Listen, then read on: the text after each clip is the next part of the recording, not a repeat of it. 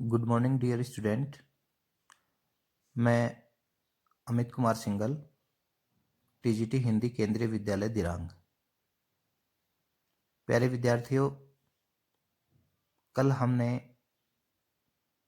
स्वयं प्रकाश द्वारा रचित नेताजी का चश्मा पाठ के प्रश्न उत्तर पढ़े थे, वीडियो डाला था। आशा है कि आप सभी ने वो वीडियो देखा होगा और उसके प्रश्न उत्तर आपको समझ में आए होंगे।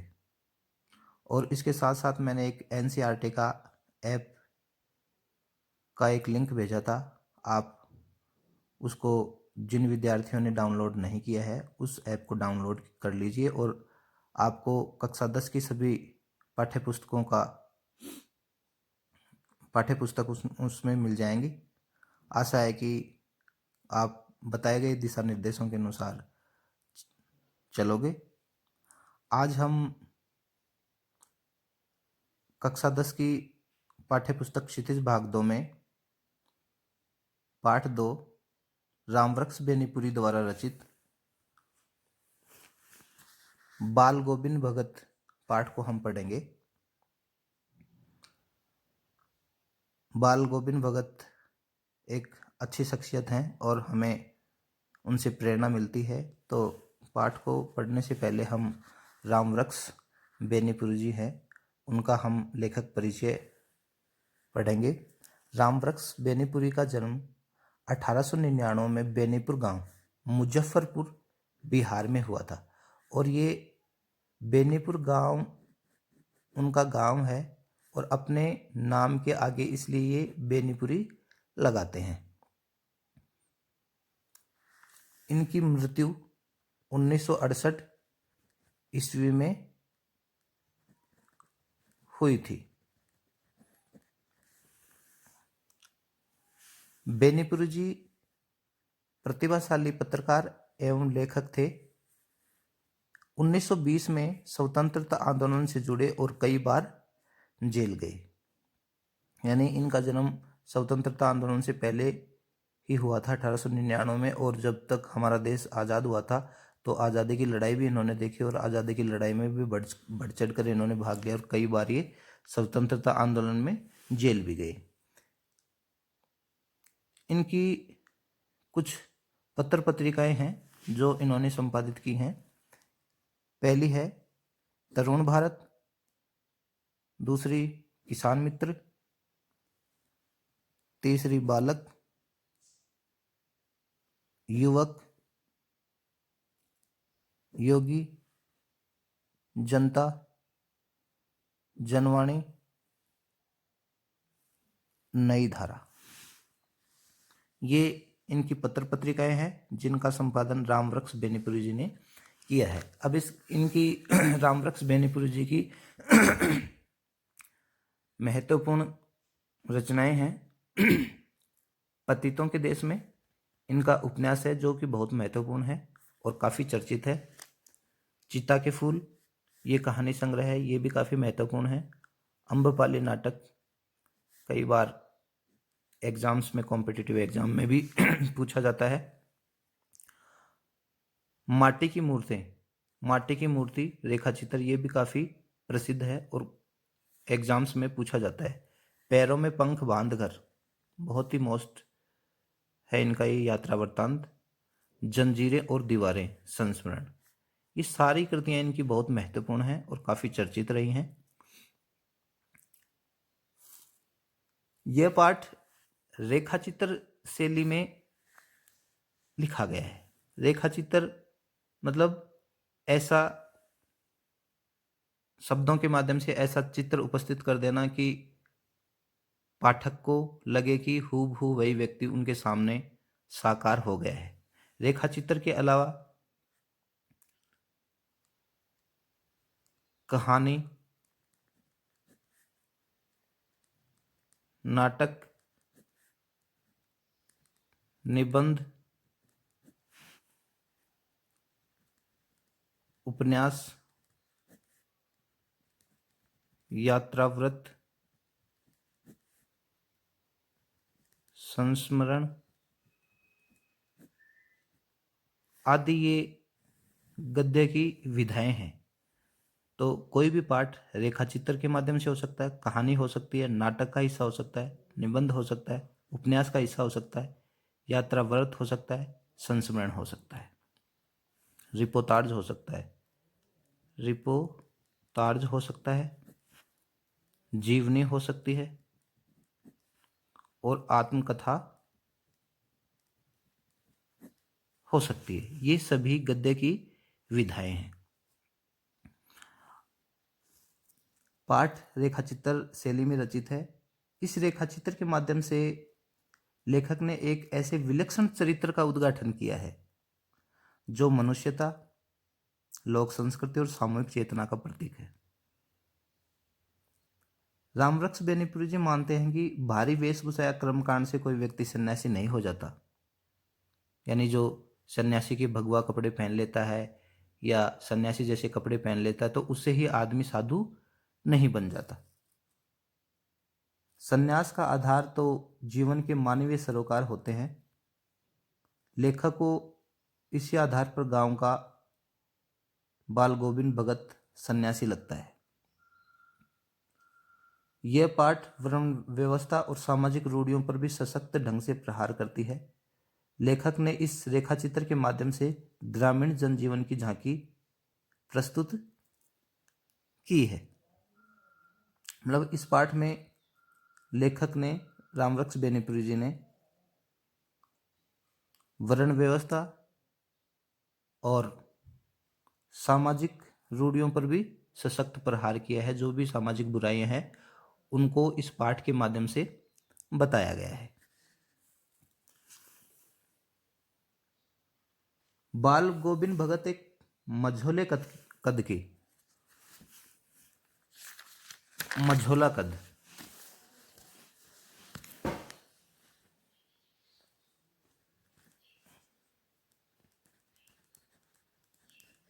मझोला कद यानी न बहुत बड़ा और न बहुत छोटा।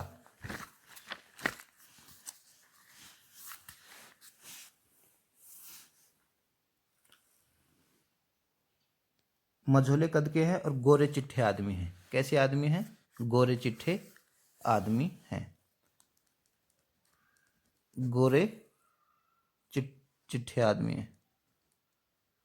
गोरे चिट्ठे आदमी हैं। उनका रंग कैसा है? गोरा है। उम्र 60 के ऊपर की है। उनकी उम्र कितनी है बाल गोविंद भगत जी की? 60 वर्ष के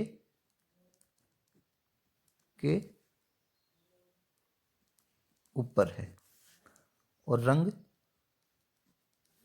गोरा है।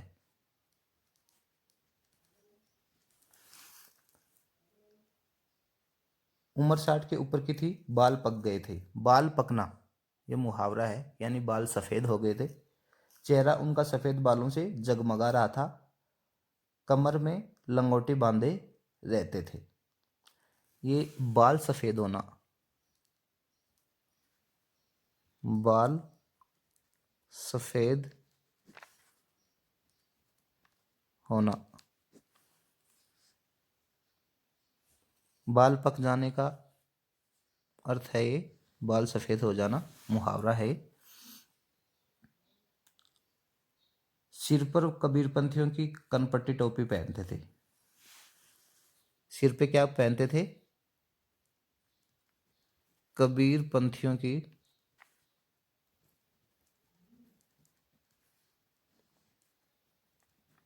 कबीरपंथियों की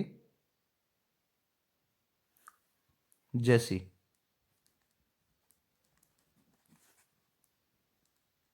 कनपट्टी टोपी पहनते थे। सर्दियों में काला कंबल ओढ़ते थे। और सर्दियों में क्या ओढ़ते थे? सर्दियों में काला कंबल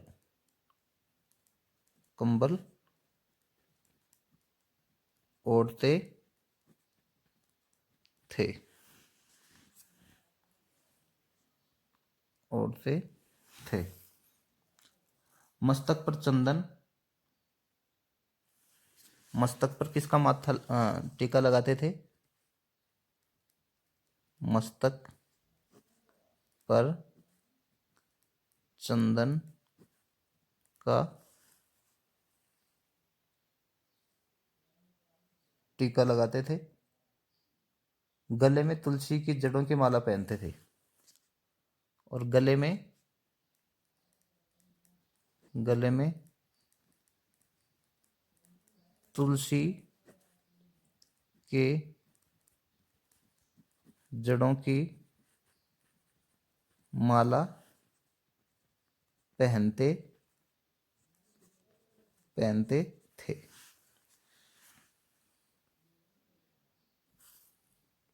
वे साधु नहीं थे, लेकिन उनके बेटे बहू को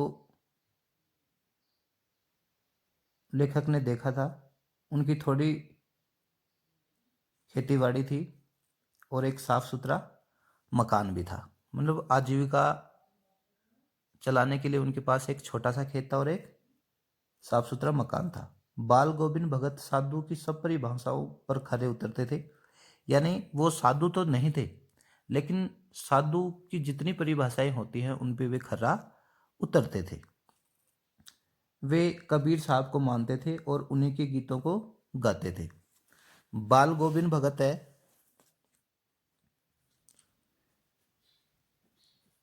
कबीर के अनुयायी थे। किसको मानते थे? कबीरदास जी को मानते थे। वे कभी झूठ नहीं बोलते थे। बाल गोविंद भगत है कभी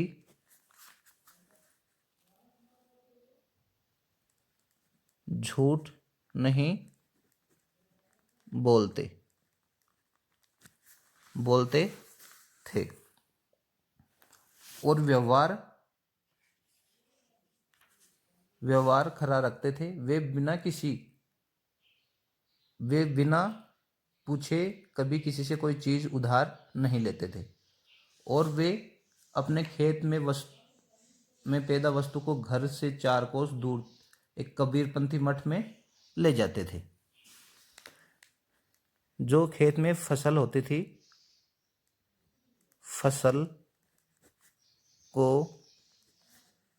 फसल की उपज को कबीरपंथी मठ में ले जाते थे।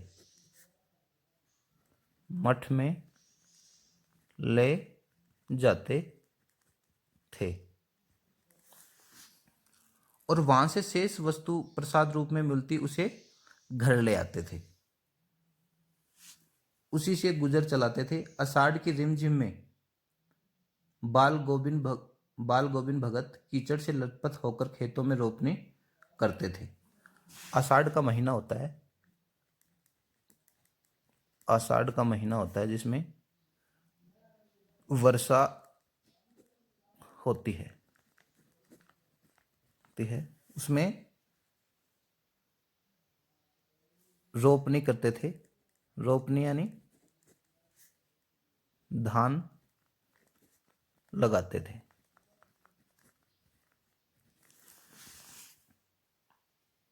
कार्तिक मास के आते आते ही उनकी प्रभात फेरियां शुरू हो जाती। प्रभात फेरी सुबह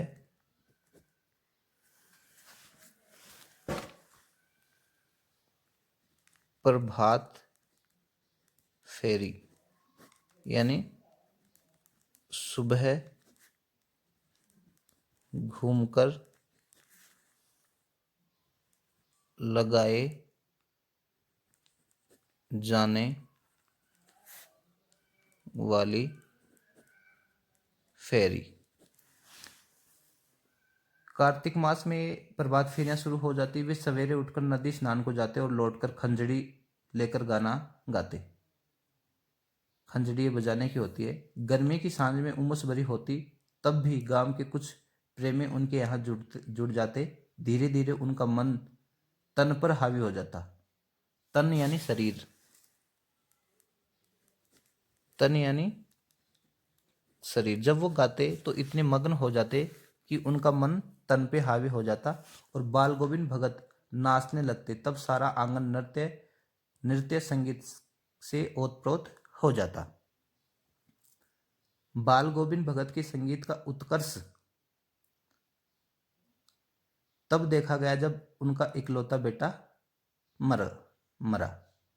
वह कुछ सुस्त और कमजोर सा था। बाल गोविंद भगत का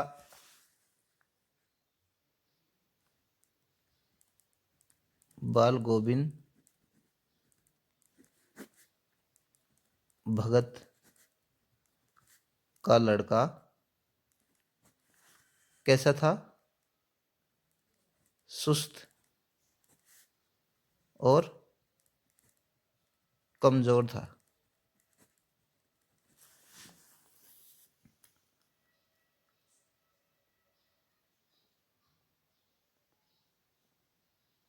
बाल गोविंद भगत उस पर पूरी नजर रखते, बड़े चाव से उसकी शादी करवाई। पतोहू भी बड़ी सुशील थी। पतोहू पैतोहू पतोहू यानी पुत्र वधू। पुत्र वधू पुत्र वधू भी बड़ी सुशील थी। सुशील यानी जिसका अच्छा स्वभाव हो। एक दिन बाल गोविंद भगत का बेटा मर गया। लेखक ने उसके घर जाकर देखा कि बेटे को आंगन में एक चटाई पर लिटाकर एक सफेद कपड़े से ढक रखा है। यानी बाल गोविंद भगत का लड़का, इनका लड़का मर गया तो उन्हें घर के आंगन में एक चटाई पर लिटा दिया और उसके पास एक दीपक जला दिया।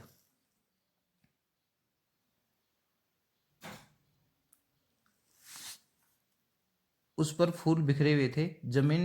बाल गोविंद जमीन पर ही आसन जमाए गीत गा रहे थे। पतोहू रो रही थी। यानी पतोहू इसलिए रो रही थी क्योंकि उसका पति मर गया था और बाल गोविंद भगत जमीन पर ही उन्होंने अपना आसन लगा लिया और वो क्या कर रहे थे? गीत गा रहे थे। बाल गोविंद भगत से रोने के बदले उसे पतोहू को उत्सव मनाने के लिए कह रहे थे।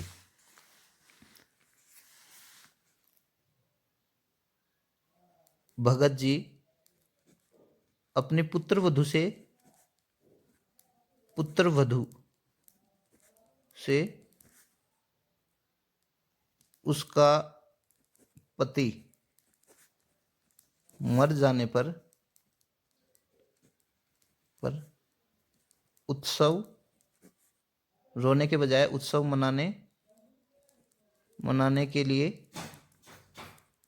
कह रहे थे। क्योंकि बाल गोविंद भगत कबीर अनुयायी थे और उनका मानना था कि आत्मा परमात्मा के पास चली गई है, इसलिए रोने का कोई मतलब नहीं है, ये तो खुशी मनाने का अवसर है। उनका मानना था कि आत्मा परमात्मा के पास चली गई, भला इससे बढ़कर आनंद की बात क्या हो सकती है। इस कथन में उनका चरम विश्वास बोल रहा था। बेटे की चिता को अग्नि पतोहू से दिलाई। अग्नि किससे दिलवाई? पतोहू यानी पुत्र वधू से, जबकि स्त्रियां ये काम नहीं करती हैं। श्राद्ध की अवधि पूरी होने पर पतोहू के भाई को बुलाकर उसे पुनर्विवाह का आदेश दिया, पर पतोहू तो ससुर की सेवा करने पर तुली थी। पर बाल गोविंद भगत भी अड़ गए कि यदि तू नहीं जाएगी तो मैं इस घर को छोड़कर चल दूंगा। इस दलील के आगे उसकी नहीं चल पाई। बाल गोविंद की मृत्यु भी उन्हीं के अनुरूप हुई। वे हर वर्ष गंगा स्नान करने जाते, वहां तक पैदल जाते। इसमें संत समागम और लोक दर्शन होते। देखिए, प्राचीन संस्कृति को यहाँ दिखाया गया है। जब वो संत गंगा स्नान करने के लिए जाते तो संत समागम यानी संतों से मिलना और लोक दर्शन, लोगों के दर्शन होते। वे घर से खाकर चलते और घर आकर ही खाते, यानी किसी की दी हुई चीज वो नहीं लेते थे और किसी का खाना नहीं खाते थे। कहीं भिक्षा नहीं मांगते थे। आने जाने में 4-5 दिन लग जाते। बुढ़ापे में भी उन्होंने अपनी टेक नहीं छोड़ी। एक बार जब लौटे तो उनकी तबीयत सुस्त थी, थोड़ा बुखार आने लगा। लोगों ने नहाने धोने से मना कर दिया, पर वे कहाँ मानने वाले थे। उस दिन भी संध्या में गीत गाए, पर लगता था जैसे तागा टूट गया हो, माला का एक दाना बिखर गया हो। सुबह जब लोगों ने उनके गीत नहीं सुना तब पता चला कि बाल गोविंद भगत नहीं रहे। इस प्रकार बाल गोविंद भगत एक में साधु के पूरे गुण मिलते हैं। हमें भी उनसे प्रेरणा लेनी चाहिए कि हमें भी